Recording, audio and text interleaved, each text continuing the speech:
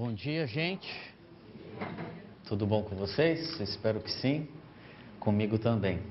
Hoje a gente vai falar sobre algo que envolve em muitos aspectos a vida de alguém que tem muitas similaridades com aquelas pessoas que vêm aqui na frente e falam, porque a gente vai falar sobre a vida de Paulo. E o tema de hoje é uma nova responsabilidade. Essa série, diferente de muitas séries que a gente faz aqui na Chácara, ela não acontece a partir de uma temática a qual a gente levanta como inversão, ou algumas necessidades que nós temos e a partir das quais a gente busca respostas na Palavra de Deus. Mas ela tem um movimento um pouco diferente, onde a gente olha para uma carta específica, a carta de Efésios, e a partir da vivência nessa carta, o que ela tem a nos ensinar. Então, ao invés da gente olhar para o mundo hoje e ver como a Bíblia responde uma questão, o que a gente está fazendo aqui semana após semana é o contrário. Como o que os Efésios passaram tem a ver com aquilo que nós passamos e o que Paulo naquela época estava ensinando para a igreja e tem a nos ensinar hoje. E daí o tema, e tudo se fez novo, porque o contexto que aquelas pessoas naquela cidade viviam eram de coisas velhas, de coisas antigas e uma proposta de novidade de vida e de uma nova vida. O Ricardo falou nas últimas semanas sobre essa cidade de Éfeso, muito próspera, economicamente rica, culturalmente com vastidão e prosperidade e reconhecimento nas demais cidades. Ela era comercialmente desenvolvida, mas também ela era religiosamente pagã e também sexualmente hedonista. Ela era uma sociedade que, por ter conforto e por ter diversas possibilidades de construir a sua própria vida, porque ela tinha recursos para isso, ela ditava o ritmo e a direção para onde ela ia caminhar. Aí você tem algumas fotos da cidade de Éfeso que mostram também a sua riqueza. Aí são as ruínas, né? Do passado, de uma riqueza do passado. Aí o Ricardo falou também que as pedras até, elas eram pedras bem trabalhadas, as construções das casas mostravam a riqueza e o valor dessa cidade, né? E essa cidade, ela tem muitas similaridades com a gente, do contexto que a gente vive, talvez, de possibilidades, de recursos financeiros. Um tempo atrás a gente conversou aqui sobre a economia do Brasil, né? Uma das 7 economias maiores do mundo. A gente tem recursos e, de certa forma, a gente pode cair no risco de optar por um certo conforto também, o mesmo que aconteceu naquela cidade. Mas existe também uma nova possibilidade, novas possibilidades e também novas responsabilidades, como a gente vai conversar hoje. E para isso, se a gente vai pensar em novas responsabilidades, um assunto recorrente no livro de Efésios é essa realidade do que existia antes e para onde a gente vai a partir daqui. Então, na primeira parte do livro, nos 3 primeiros livros, Paulo ele incentiva a gente a pensar, a refletir e a considerar diversas coisas que podem mudar o nosso paradigma de vida e a forma como a gente enxerga as coisas que nos cercam. Na segunda metade do livro, que a gente vai começar a ver semana que vem, a gente vai ver coisas práticas que ele traz, aplicações desses princípios na nossa vida. E nos dois sentidos, nessas duas partes do livro, a gente vê esse contexto de velho e de novo, de um cenário onde existe relação com criatura, relação com o Criador, desconectados relação com a criatura, relação com a criação, desconectados do Criador, o que significa que relacionamentos estão complicados num cenário de caos. A relação com a natureza naquela época e também para nós hoje envolvem desafios no qual a gente tem uma decisão: optar por continuar nessa velha vida, numa velha proposta caótica, ou caminhar para uma nova, que é o que ele coloca aqui, de ser uma nova criação, de ser uma nova criatura, porque nós estamos reconectados com o nosso Criador. Desde lá de Gênesis 3, a gente vê a Bíblia inteira trabalhando isso. A dureza do coração do homem, as opções pelos seus próprios caminhos, as consequências na sua vida, nos seus relacionamentos e no mundo que cerca. E a gente vê isso no nosso planeta hoje. Voltando para o contexto que a gente vive, a gente tem uma opção, que vai ser o conforto ou encarar esse desafio. Assim como na cidade de Éfeso existia. Eu acredito que não tem como a gente deixar passar em branco um fato que aconteceu no dia de hoje, há 10 anos atrás, e que mostra esse cenário caótico das opções de homens e mulheres com coração endurecido, que não envolve apenas a nação americana, mas que envolve eu e você também, distantes aqui. Eu não estou falando isso porque envolve o nosso bolso. Então, se afetou a economia dos Estados Unidos, afetou também a nossa. Não é isso que eu estou falando. Mas 11 de setembro é algo no qual a gente tem que relembrar, porque envolviam pessoas. E se envolve pessoas, envolve a gente também. Se ao longo dessa semana a gente relembra a nossa pátria, desafios que nós temos, a forma como a gente vive, nós somos responsáveis como uma nação, e existe um aspecto local, geográfico para a gente.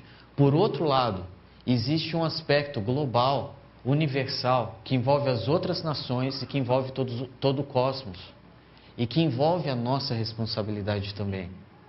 E a gente tem duas possibilidades diante disso: se sensibilizar ou se endurecer. Olhar para isso e ver o que existe ainda de coisas novas que nós precisamos refletir, repensar, reavaliar e redefinir. E pensar como que a gente vai caminhar na direção da ordem. Na direção da ordem de que veio em Cristo Jesus, de um caminho que Ele exerce em Cristo Jesus e que nos desafia hoje. Em outras palavras, talvez seja a gente pensar no que a gente está disposto a perder para que a gente possa ganhar novas coisas.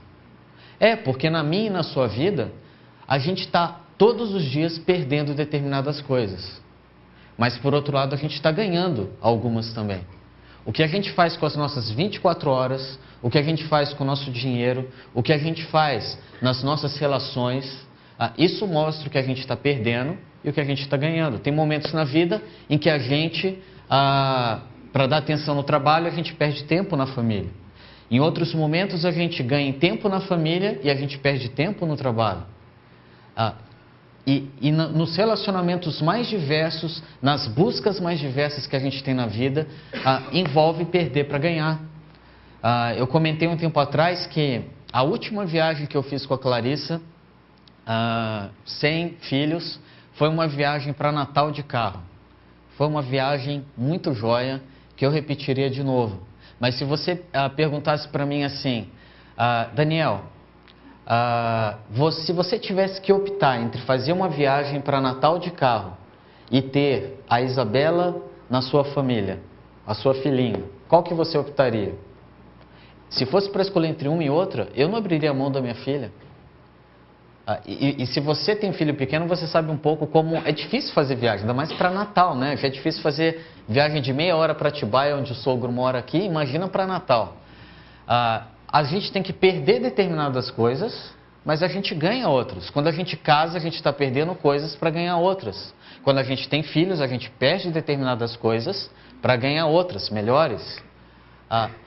E não tem como a gente deixar de envolver esse aspecto quando a gente fala de Cristo e quando a gente fala de Deus e da diferença que Ele vai fazer na nossa vida. Quais são as perdas que a gente está disposto a perder, a deixar de lado, e quais são os ganhos que nós queremos ter. E para isso, eu quero convidar você a olhar aqui para mim, para a projeção, na verdade, e você acompanhar o texto de Efésios 3, que fala dessa vida de alguém que procurou perder determinadas coisas para ganhar outras. A vida de Paulo. Ele vai ressaltar alguns aspectos da vida dele, mostrando essa vida que se dispõe na direção de outras vidas. Olha só o que esse texto fala. Por essa razão, você vai saber daqui a pouco qual é a razão, tá? Guarda aí a dúvida. Por essa razão, eu, Paulo, sou prisioneiro de Cristo Jesus, por amor de vocês, gentios. Certamente vocês ouviram falar da responsabilidade imposta a mim em favor de vocês pela graça de Deus. Isto é, o mistério que me foi dado conhecer por revelação, como já lhes escrevi em poucas palavras. Ao lerem isso, vocês poderão entender a minha compreensão do mistério de Cristo. Esse mistério não foi dado a conhecer aos homens de outras gerações, mas agora foi revelado pelo Espírito aos santos apóstolos e profetas de Deus, significando que, mediante o Evangelho, os gentios são co-herdeiros com Israel, membros do mesmo corpo e coparticipantes da promessa em Cristo Jesus. Deste Evangelho me tornei ministro, pelo dom da graça de Deus, a mim concedida pela operação do seu poder. Embora eu seja o menor dos menores de todos os santos, me foi concedida esta graça de anunciar aos gentios as insondáveis riquezas de Cristo e esclarecer a todos a administração deste mistério, que durante épocas passadas foi mantido em oculto, em Deus, que criou todas as coisas. A intenção dessa graça era que agora, mediante a igreja, a multiforme sabedoria de Deus se tornasse conhecida nos poderes e autoridades nas regiões celestiais, de acordo com o seu eterno plano que Ele realizou em Cristo Jesus, nosso Senhor, por intermédio de quem temos livre acesso a Deus em confiança, pela fé nele. Portanto, peço-lhes que não desanimem por causa das minhas tribulações em seu favor, pois elas são uma glória para vocês. Paulo, ele trabalha muitas ideias aqui. A gente não vai conseguir conversar sobre todas elas, mas eu queria ressaltar com vocês algumas delas que eu considero aqui para a gente essencial no momento que a gente vive a partir desse texto bíblico. Para isso, eu queria que a gente pensasse ao longo dessa conversa aqui sobre esses três aspectos. As marcas que a gente vê na vida de Paulo de uma nova responsabilidade, o mistério que existe por trás da motivação de Paulo, daquilo que ele faz nessa nova responsabilidade, e o ministério, a execução daquilo que ele faz nessa nova responsabilidade. Esse texto mostra Paulo falando daquilo que aconteceu depois que ele entrou em contato com Cristo Jesus. Tem marcas na vida dele, por causa de um mistério que foi revelado na sua vida. E a gente vai ver que revelação não é bem no sentido que a gente entende hoje, mas ele tem um sentido um pouco diferente. E esse mistério impacta Paulo na direção de servir, de ministrar a vida de outras pessoas. A gente vai conversar sobre isso, e para isso eu queria caminhar com vocês nesses versículos, mostrando primeiro na vida de Paulo as marcas. Quando a gente olha para a vida de Paulo, ele está aqui no começo do texto falando que por essa razão, Paulo, vai fazer algumas coisas, ele vai falar algumas coisas para a gente. E quando ele fala por essa razão, surge uma pergunta para mim e para você. Qual razão? O que vem antes nessa carta que tem a nos ensinar e que Paulo está se referindo? Se a gente resumir até aqui a nossa conversa dessas últimas semanas, a gente vai ver que a proposta de Efésios é do velho para o novo, realidades novas que vão acontecendo ao longo da nossa história, assim como aconteceu na história daquela comunidade cristã. E Paulo, ele fala no capítulo 1 que Deus Pai, o Deus Trinitário, ele, a partir de Deus Pai, agindo em Deus Filho e no Espírito Santo, ele constitui eu e você como uma comunidade plena. Você não precisa ficar preocupado com o seu olerite no final do mês, com o seu salário, porque não é isso que vai te trazer plenitude. Ele está dizendo que a plenitude já foi concretizada antes mesmo da gente existir. E ela existe na pessoa de Deus. E mais, ele fala que para toda a nossa história nós somos plenos, mas também poderosos. Essa palavra a gente gosta, né? Todo mundo quer poder. Só que o poder que ele se refere, ele fala que ele executou em Cristo, e a gente sabe que Cristo, o que ele fez, foi feito em amor. E tem um cenário bem interessante no final desse texto, depois você pode ver, onde mostra Deus fazendo coisas novas na história, e ele fala, olha, Deus faz coisas novas na história, mas usando a igreja. E ele usa uma figura no final desse texto. Paulo fala assim, olha, Deus fez tudo no cabeça que é Cristo. E todas as coisas nos céus e na terra, estão debaixo dos pés de Cristo. Se ele é o cabeça, aí o texto fala que nós somos o corpo, isso tem um significado para a gente. Significa que tudo o que existe, toda a história, passado, presente e futuro, está debaixo dos nossos pés. E ele coloca que os poderes, as autoridades, todos os governos que existem, estão debaixo dos nossos pés. Se nós fazemos parte do corpo, ligado ao cabeça que é Cristo. Pense nas implicações práticas disso. Vamos parar um pouco, guardar de lado a teoria do texto. Pense nas aplicações práticas disso para a gente hoje. Por que será que a igreja cristã moderna, ou pós-moderna, se você preferir, tende a viver tão timidamente no nosso dia a dia? Por que a gente tende a viver tão timidamente quando a gente lida com o chefe, com o subordinado, com os desafios na sociedade, com a violência que nos assedia? Por que a gente vive tão timidamente? Se a gente tem todo o poder, e eu quero lembrar e vou ressaltar aqui, é um poder de amor, não é um poder de força, mas é um poder de amor. E se Deus tem tudo nas suas mãos, por que viver timidamente? Por que viver retraído? Por que viver escondido do mundo? Deus nos chama para fora.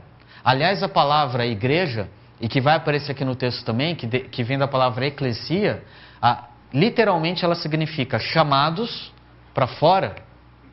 Se nós somos chamados para fora, não faz sentido a gente ficar dentro de nós, dentro de uma comunidade cristã, e sem se preocupação com o que está acontecendo lá fora. E o que a gente vê na vida de Paulo é isso. Ele procura mostrar, olha, estejam conscientes, vocês são plenos. Não pelo que vocês têm, não pela casa na praia, não pelo pós-doc que você tem, mas você é pleno em Deus, Pai, Filho e Espírito Santo. E Ele é poderoso por você. E Ele mostrou o maior poder, abrindo mão do poder em amor por nós. Depois, no capítulo 2... a gente vê a ênfase na pessoa de Jesus, um Deus trinitário, agindo na pessoa de Jesus, e fazendo de nós uma comunidade perdoada e pacífica. A frase que o Ricardo Agreste usou aqui, nessas últimas semanas, vai ter um pouco a ver com a nossa conversa de hoje. Ele falou assim, Deus está fazendo de linhas tortas e frase sem métrica uma linda e harmoniosa poesia. Quando a gente olha para as nossas histórias, para a história de cada um de nós como pessoas, de cada um de nós como família, e a gente pensa nos nossos relacionamentos, talvez a gente veja linhas tortas, a gente veja, qual que é o contrário de métrica? Sem métrica, a gente não vê métrica naquilo que a gente faz, mas tem métrica e tem uma harmonia. E Deus coloca essa harmonia na nossa vida. E o que o texto do capítulo 2 fala é o seguinte, nós temos perdão, nós temos livre acesso a Deus, e nós podemos ter a verdadeira paz, que não é conquistada através de guerras. Aliás, os Estados Unidos está precisando aprender isso, talvez muitos de nós como seres humanos estamos precisando aprender isso. A paz não vem pela guerra, paz não vem pela força. Jesus é o maior exemplo disso na história. Não é ter o poder que faz a diferença, mas é abrir mão do poder, porque a gente ama. Isso é essencial.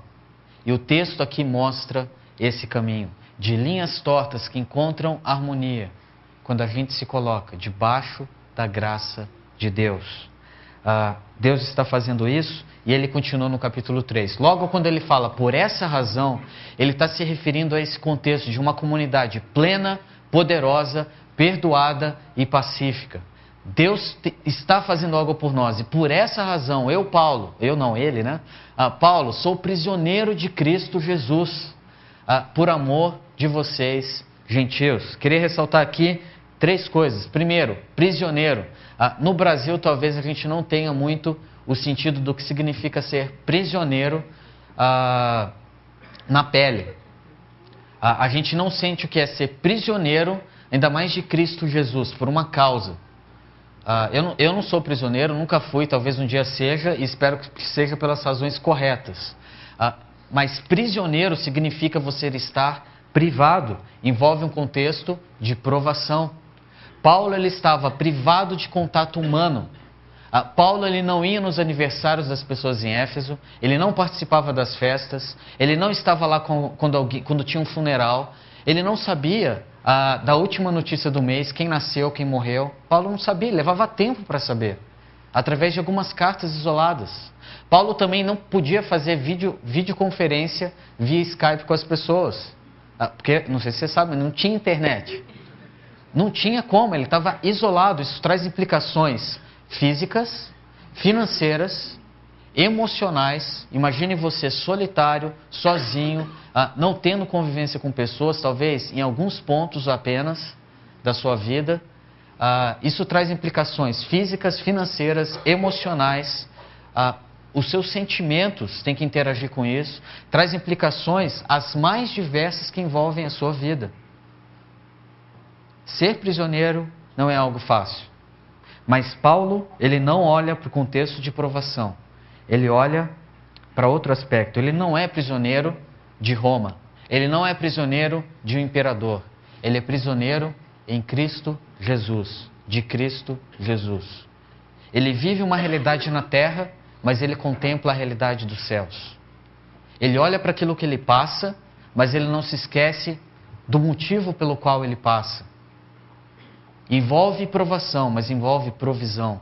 Deus sustenta, Deus capacita, Deus está com ele e Deus está agindo nele, está focado, porque ele sabe o motivo pelo qual ele está ali. Ele encontra provisão. Para quê? Para o propósito o qual ele está passando por tudo isso. Alcançar pessoas, olhar para fora, alcançar pessoas, gentios, que ainda não conheciam a Cristo, que não faziam ainda parte da comunidade cristã e precisavam conhecer esse Deus que é pleno, poderoso, que quer levar perdão a vidas e quer trazer paz a cada uma delas. Ele fala, por essa razão eu sou prisioneiro por amor de vocês. O texto continua falando que em meio a tudo isso, ele vai ser movido, ele tem essas marcas por causa de um mistério que foi revelado. Um mistério que antes as pessoas não conheciam, mas que num ponto da história de Paulo e da minha e da sua, se tornou conhecido. E o texto ele fala assim, certamente vocês ouviram falar da responsabilidade imposta a mim em favor de vocês pela graça de Deus. Isto é, o mistério que me foi dado a conhecer por revelação, como já lhes escrevi em poucas palavras. Aqui no final ele está se referindo a tudo o que ele já falou. E aqui ele está dizendo o seguinte, ele une responsabilidade imposta, o que parece ser uma obrigação, um fardo, um peso, mas ele une com graça, com soberania de Deus. Ele une algo que ele precisa fazer, mas ele precisa fazer não porque é uma obrigação, mas porque é uma graça. Ele se move na direção das pessoas, porque ele ama essas pessoas. E ele não consegue permanecer insensível a essas pessoas. Envolve um mover de Deus, envolve a sua responsabilidade de agir.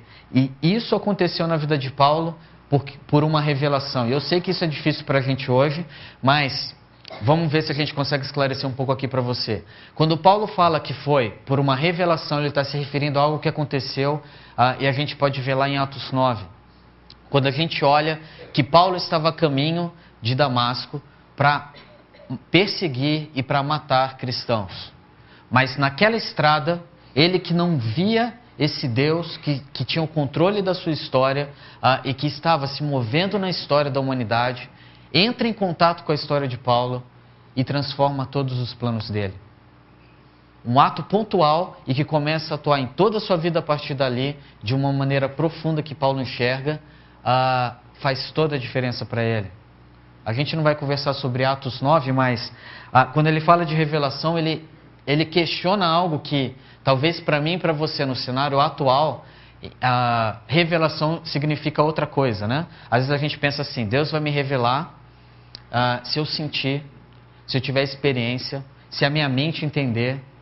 Então a gente funciona na base de razão, de emoção, de sentimento, de sensações. Mas aqui o que acontece com Paulo não é isso. É pontual.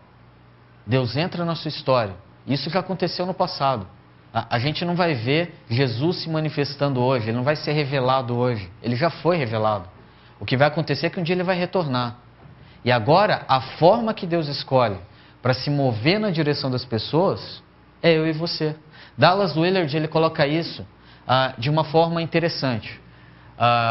Ele diz assim, olha, se você quer entender e ouvir a voz de Deus, não fique esperando o sobrenatural. O sobrenatural já foi feito num ponto específico da história. Sim, muitas vezes Deus age de maneira sobrenatural em diferentes contextos, em diferentes povos. Se você conhece, por exemplo, um pouco da história do Ronaldo Lidório, você vai ver coisas extraordinárias acontecendo em nações que não tinham contato nenhum com o Evangelho. O meu ponto aqui não é esse nem do Dallas Willard. Ele fala assim, coisas sobrenaturais e extraordinárias acontecem quando nós somos imaturos espiritualmente e a gente precisa ver. Mas ele fala que à medida que a gente cresce espiritualmente, Deus age muito mais e ele se revela muito mais através do simples e do cotidiano. Porque se a gente cresce em maturidade, a gente começa a entender o que ele está querendo dizer de uma forma muito mais fácil. A gente não precisa que Deus se manifeste em um anjo na nossa sala. Você está lá numa dificuldade profissional e envolve quebra de princípios. Deus não precisa mandar um anjo para mostrar para você que você precisa manter princípios. Você já sabe disso. Se você amadureceu na fé e se você compreende esses princípios, Deus não precisa aparecer na sua sala para isso. O que Dallas Willard está falando é que ao longo da história, essa revelação aconteceu pontualmente em Jesus e vai acontecendo à medida que o Espírito Santo se move em nós, usando pessoas, fazendo sentido dentro da palavra e à medida que a gente mantém princípios e valores na direção de outras vidas. Não é especulação. O mundo hoje, quando fala de revelação, especula muito, né? O Ricardo Agreste, eu lembro que eu revelei, não era para ter falado, era para ter falado de um pastor aí, mas agora já foi. Ele contou muito tempo atrás, que ele estava numa cidade, ele não era, espero que ele não esteja vendo. Eu não sei nem se eu vou contar direito, mas tudo bem. Ele falou isso na época do seminário. Numa das aulas ele contou assim que numa cidade ele não era casado ainda, espero que a pessoa envolvida também não esteja vendo. Chegou para ele e falou, olha, Deus me revelou que eu vou casar com você. Ele ainda não era casado, e aí ele chega para a pessoa e ele disse assim, olha, se Deus te revelou, ele precisa revelar alguma coisa para mim, porque ele revelou outra coisa e outra pessoa. Às vezes as revelações, o Ricardo se estiver vendo, boas férias aí. Muitas coisas de revelação envolvem especulação. Envolve esse aspecto de que a gente tem que sentir, experimentar, e às vezes a gente coloca na boca de Deus o que está na nossa boca, o que está no nosso coração. A gente precisa tomar cuidado com isso, porque Deus comprova através de pessoas, através da comunidade, através da Bíblia, de princípios. Logo, quando ele fala de revelação, sorte de Paulo que teve um contato direto com Jesus, né? E ele viu na estrada de Damasco coisas novas, mas a história se revela de forma diferente. E o nosso papel é compreendermos juntos isso e levarmos ao mundo, juntos, essa revelação. Esse mistério revelado, ele continua dizendo, ao lerem isso, e essa palavra aqui, lerem isso, significa, olha, vocês não vão ler uma vez e entender. Ela significa ler repetidas vezes, meditar, repensar, reconsiderar. Quando a gente se aproxima da Bíblia, não é ler uma vez e entendeu tudo. Mas a gente vai lendo, relendo, medita, conversa com um, conversa com outro, pesquisa num livro, consulta um mentor e você vai tendo o entendimento disso. E ao lerem isso, vocês poderão entender a minha compreensão do mistério de Cristo. Paulo está falando de como ele compreende o mistério de Cristo, como ele compreende quem é Jesus. Eu queria partilhar com você aqui duas propostas de quem é Deus para nós.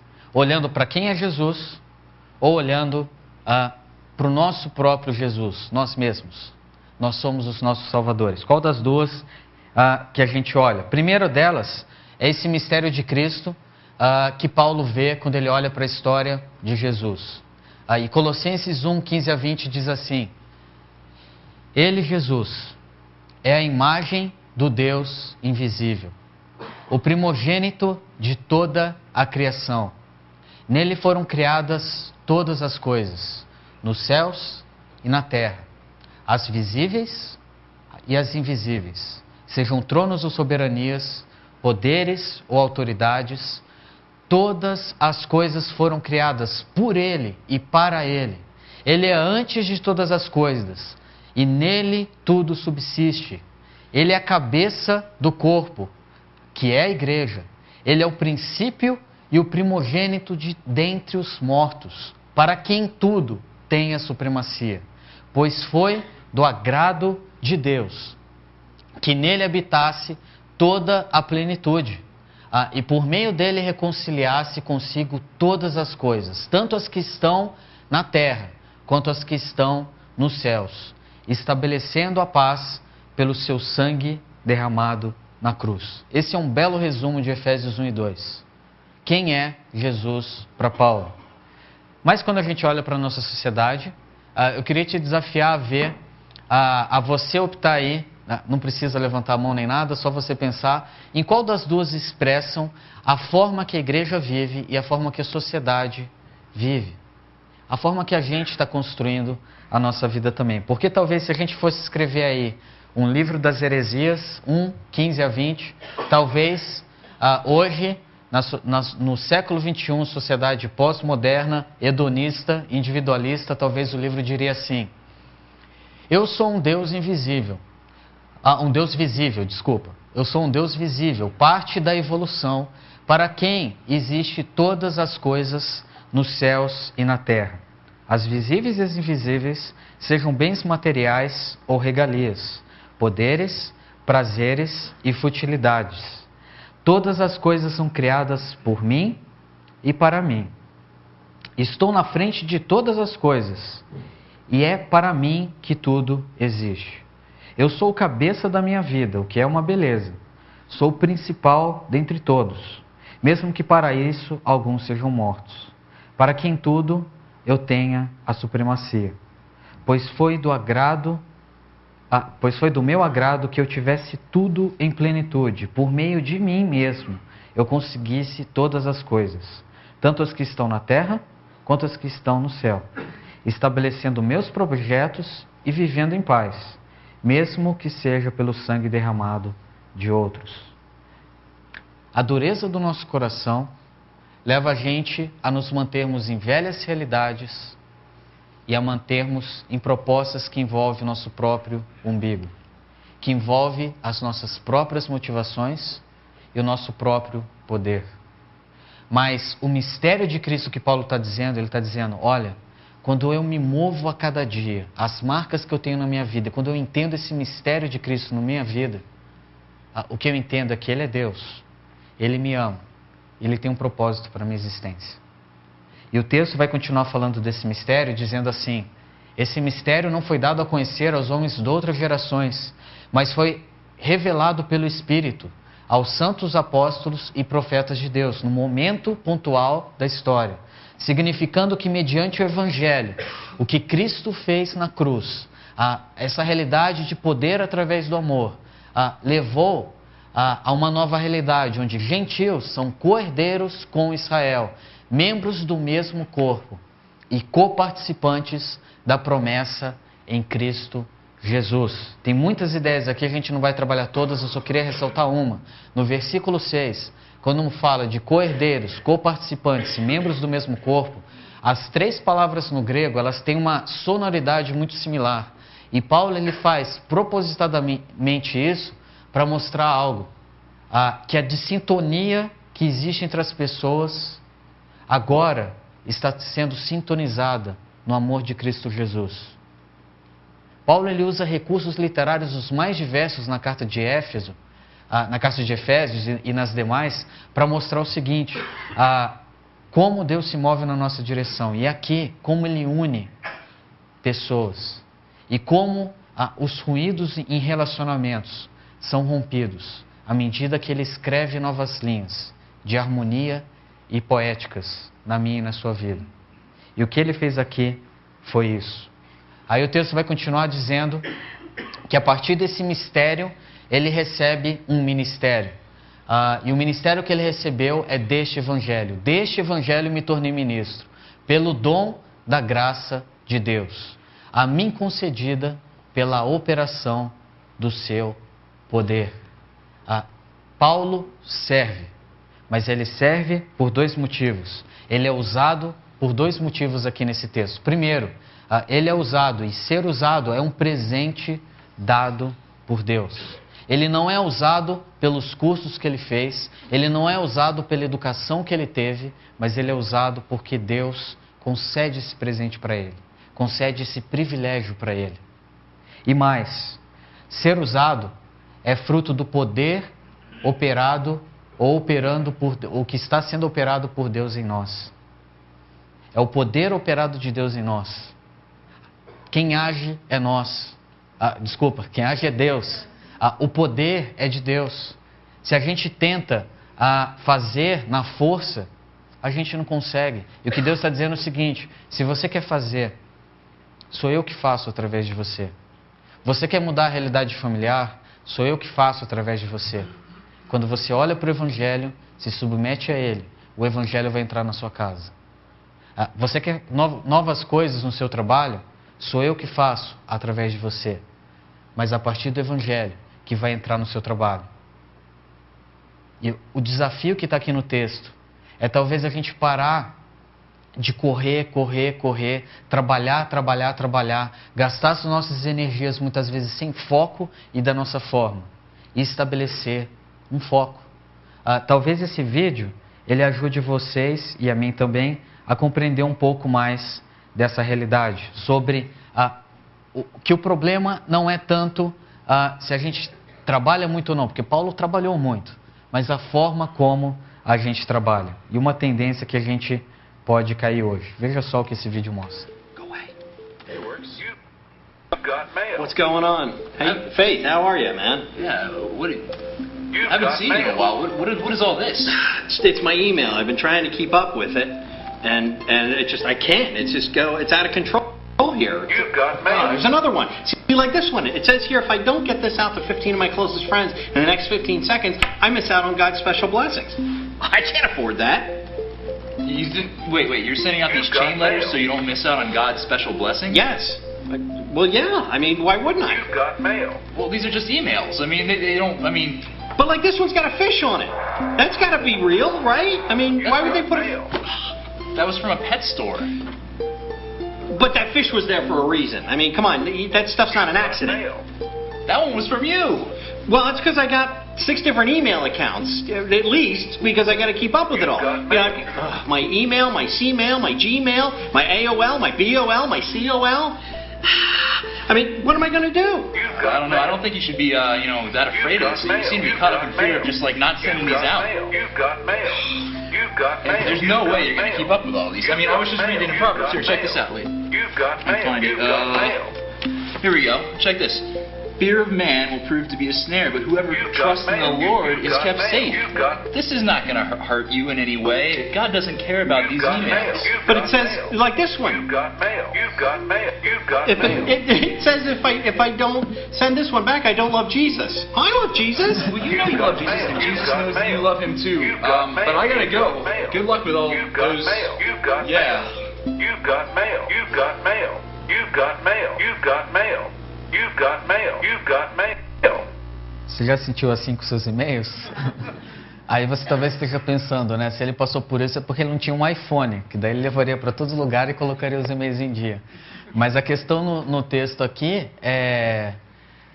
no vídeo, é que às vezes a gente se deixa levar pelas coisas, a gente trabalha, atolado de e-mail, atolado de trabalho, atolado de coisas a serem feitas em casa, fora de casa.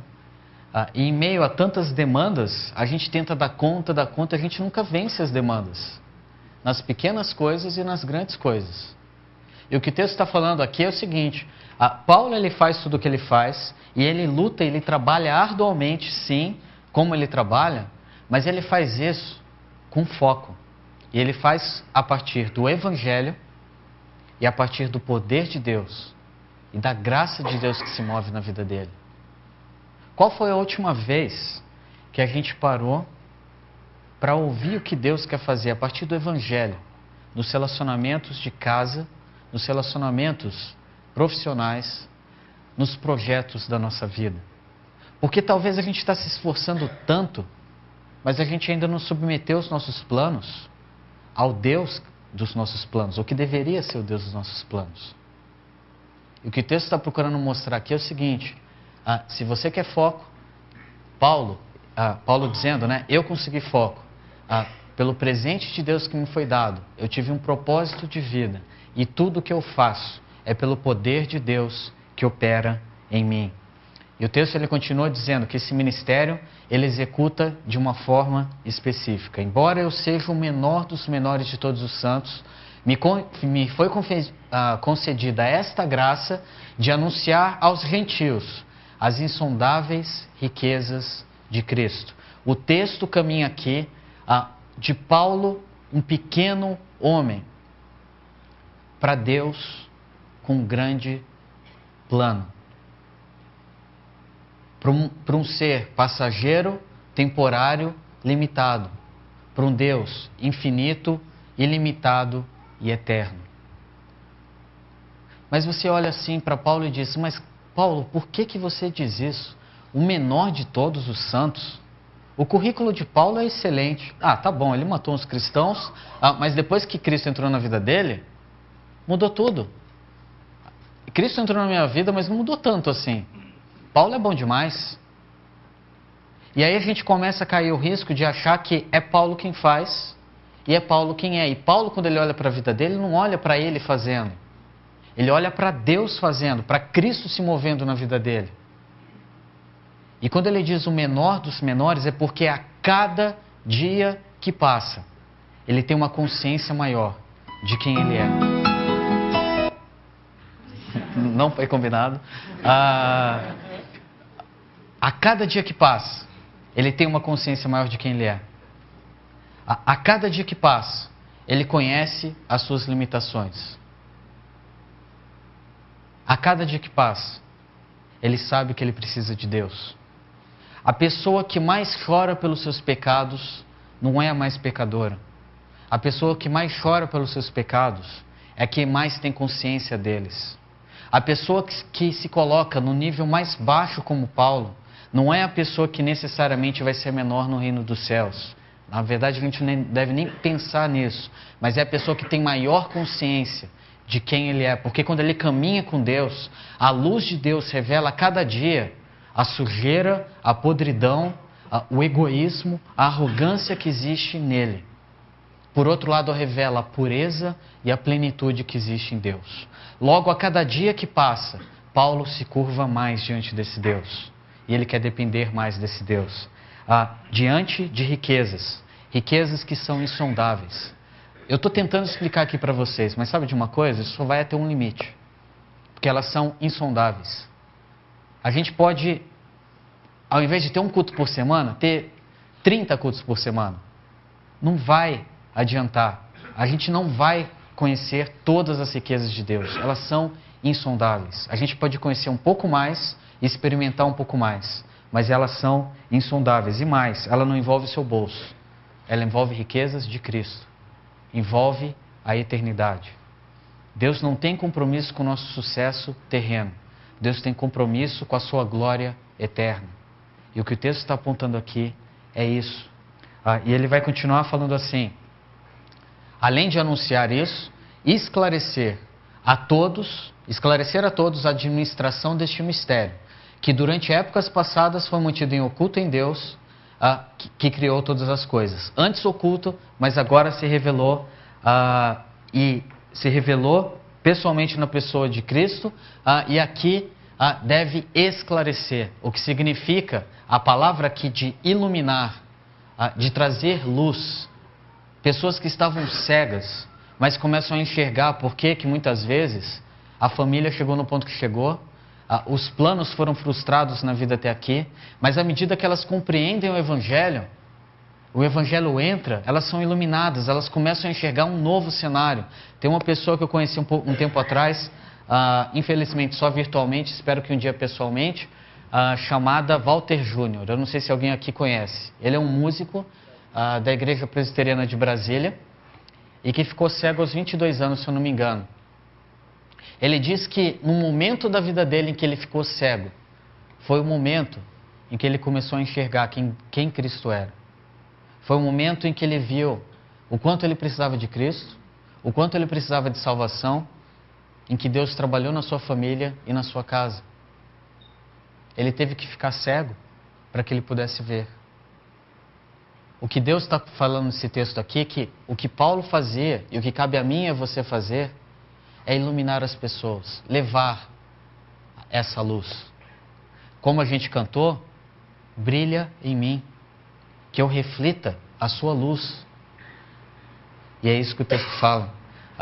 Ele mostra então que à medida que isso acontece, a palavra administração desse mistério ali está querendo dizer uma nova e definitiva ordem, uma nova era de amor e serviço a partir da cruz. E o texto ele vai continuar dizendo: a intenção dessa graça era que agora, mediante a igreja, a multiforme sabedoria de Deus se tornasse conhecida nos poderes e autoridades nas regiões celestes. Aqui tem 3 coisas que eu quero passar com vocês. O instrumento é a igreja. A forma como Deus se manifesta no mundo hoje, a gente já falou um pouco sobre isso, é a igreja. A forma que Deus escolheu de se revelar não é trazendo anjo, é trazendo a igreja. Aliás, 1 Pedro fala que os anjos ansiavam por ter o privilégio que a gente tem. E é um privilégio nosso, da gente poder ser o instrumento de Deus na história, a se mover na direção de outras vidas e outras histórias. O texto fala que a instrução não é meramente num conhecimento, mas é na sabedoria de Deus, é uma sabedoria com múltiplas facetas. A ideia da palavra aqui traz a ideia de cores que montam um grande mosaico de cores, uma coisa extremamente rica e que revela quem Deus é. A instrução é que as pessoas possam enxergar essa nova realidade, ser iluminadas por essa nova realidade, através do instrumento que é a igreja, e instruídas, não no conceito de mente, mas em algo que envolve mente, coração e ação, que é a sabedoria de Deus que se move em nós e a partir de nós. E terceiro que o texto fala, a intenção disso não é que apenas a nossa vida mude, mas é muito, muito, muito além. É que se tornasse conhecida nos poderes e autoridades nas regiões celestes. A intenção é para o conhecimento celestial.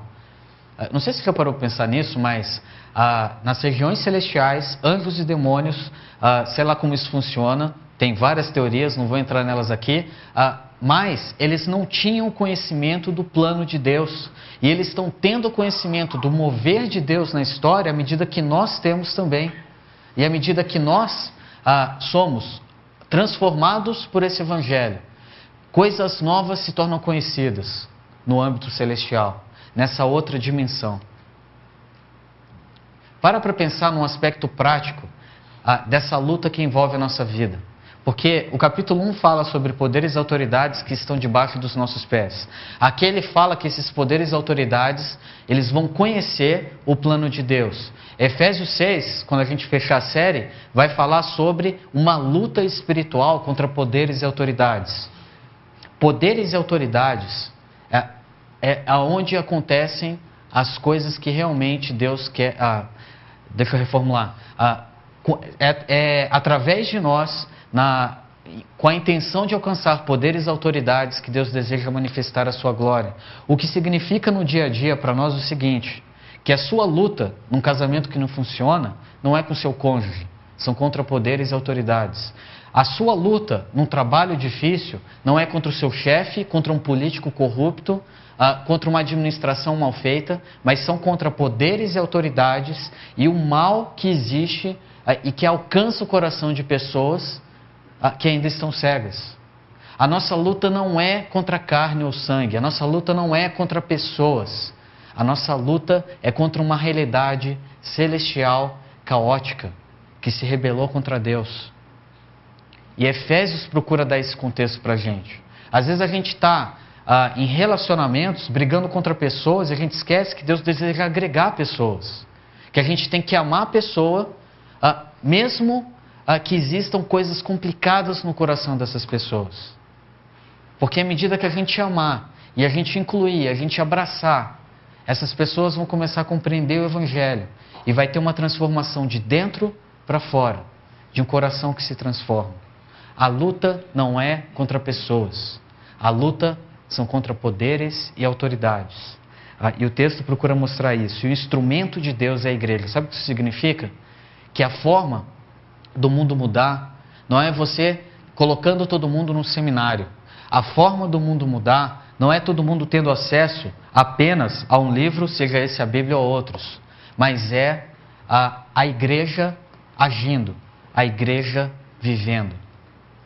Se você conhece um ateu, sabe o que você tem que fazer com ele? Você tem que se relacionar. Se você conhece pessoas que não conhecem o amor de Jesus, sabe o que você tem que fazer? Você não tem que falar de teoria, você tem que viver com essa pessoa.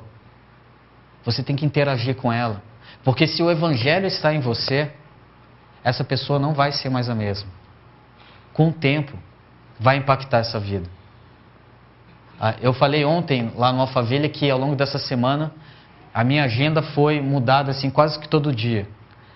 Eu tinha planos, eu tinha coisas encaixadas na semana, mas eu falei, Deus, olha, se eu vou pregar sobre esse texto no final de semana, guia a minha agenda. Lógico que não vai ser sem planejamento, vai ter planejamento, mas me ajuda a estar sensível ao que o Senhor quer fazer.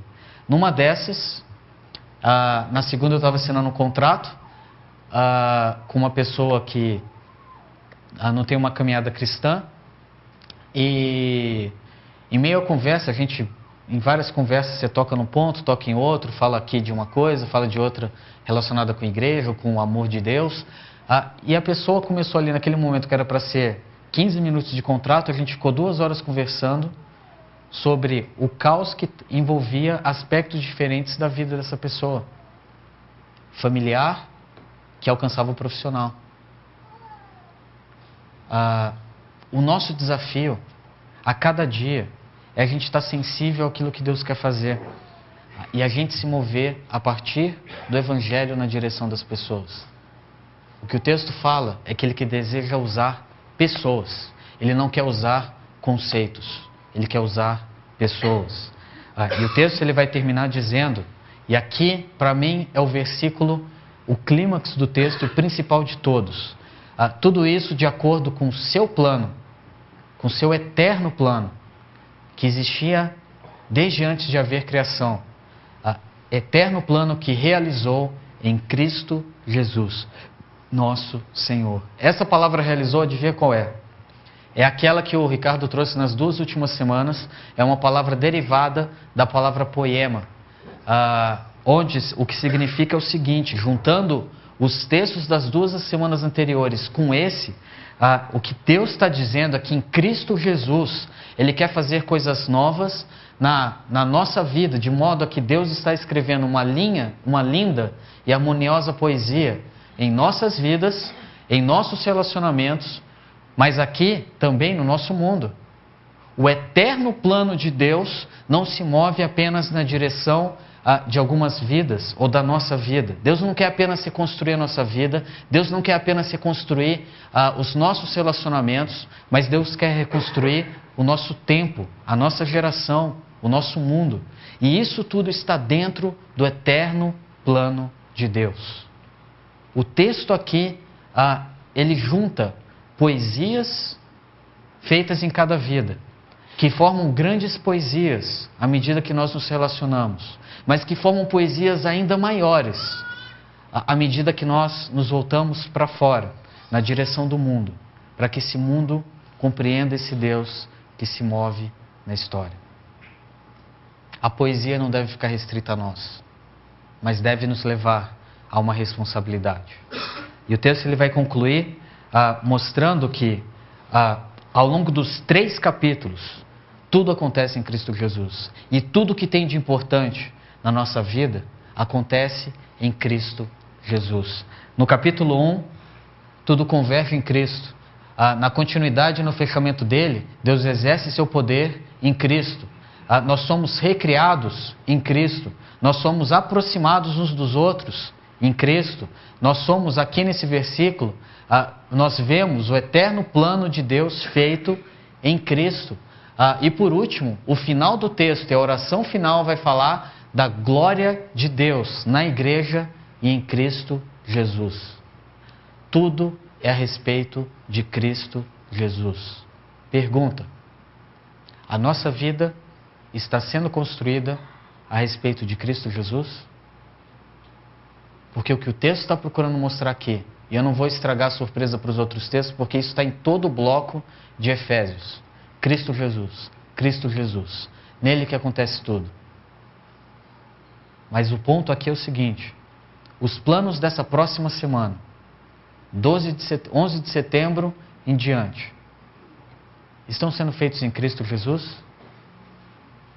O texto ele vai concluir o seguinte: que sejam feitos em Cristo Jesus e vão ser feitos, assim como foi na vida dele e no ministério de Paulo, por intermédio de quem nós temos livre acesso, Cristo Jesus, né?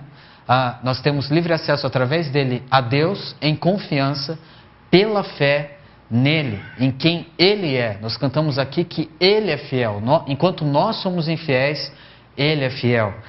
E aqui eu queria trazer, na verdade, uma outra versão que traduz assim, que por intermédio dele nós temos ousadia e acesso. Eu não sei porque no NVI eles traduziram por livre acesso, mas no grego faz muito mais sentido ousadia e acesso. E você vai encontrar diferentes versões que falam isso. E é interessante ver isso porque é uma combinação da gente ter de um lado ousadia, mais acesso, mas que é suportado pela fé. A gente tem que ser ousados para caminhar na direção das pessoas, mas a partir da fé. Aquela história que eu contei um tempo atrás aqui, daquela rua deserta que eu estava passando, uma oração que eu fiz, e de um homem que Deus colocou na minha caminhada, armado e dizendo: olha, passa tudo o que você tem, foi fruto de uma oração.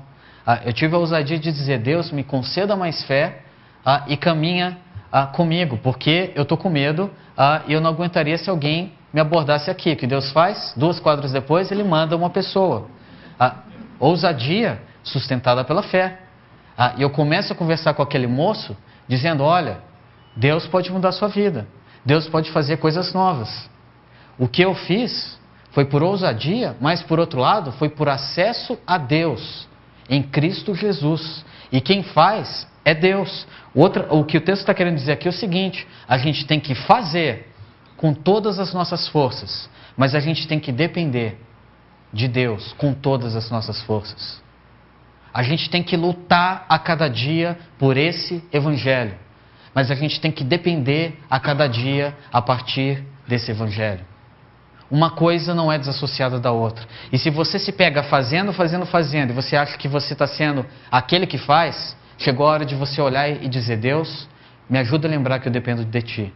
E se você está dependendo, que você chega até num ponto que você fica sentado em casa, está na hora de você olhar e dizer: calma aí, eu preciso fazer.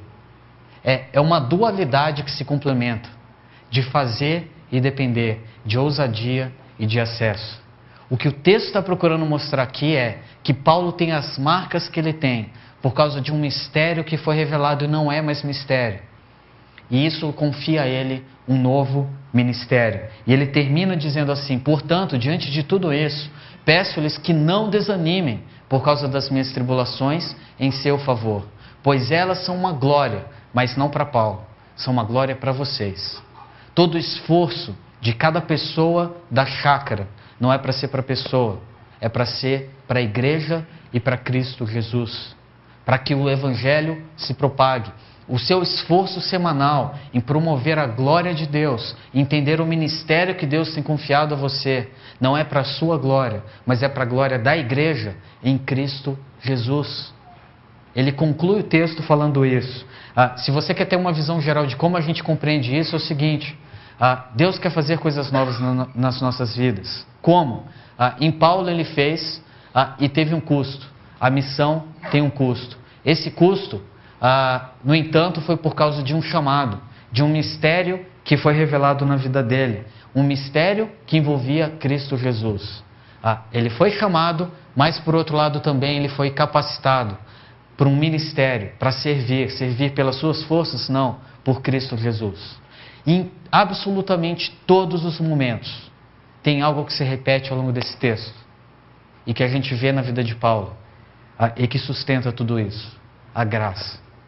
A gente não merecia ser chamado, a gente não merecia ser capacitado, até mesmo o custo que a gente tem e que a gente passa é pela graça. Tudo é a respeito dele. Tudo é a respeito de Jesus. E aí, quando a gente olha para esse texto, não é apenas para Paulo, mas é também para a igreja.